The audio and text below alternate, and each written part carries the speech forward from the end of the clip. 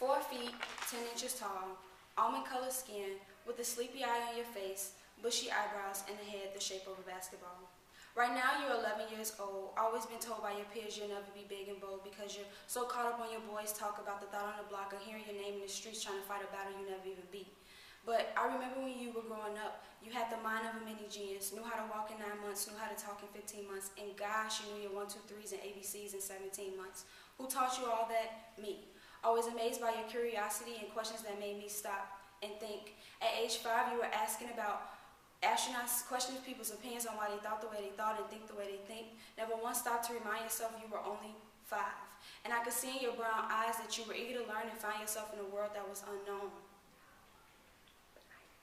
But I remember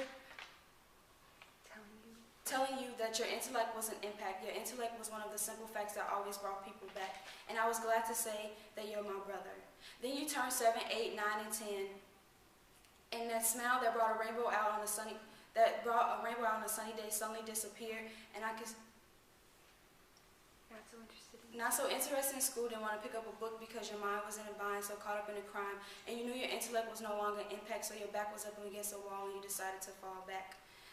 But your thoughts were behind this brick wall that stood so tall that not even I could make it fall.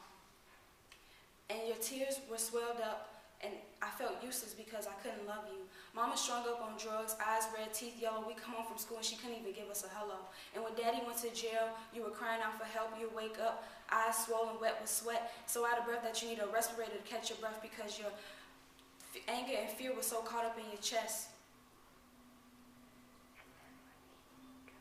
And then when we got separated, it was like you were incarcerated. And when we had visits, you asked Ashley, when are you coming home? And like the gums in my mouth and my white pearly teeth, a lie was spit out onto the floor.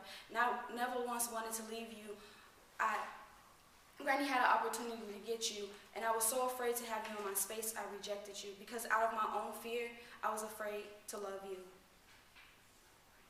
And one day, I hope you'll understand that our relationship will never end. And I regret the day that you walked out that door because I know you walked out with your feelings on your chest. And if you ever hear this, I want you to know that I do love you and you're my brother. And I'll love you until I take my last breath.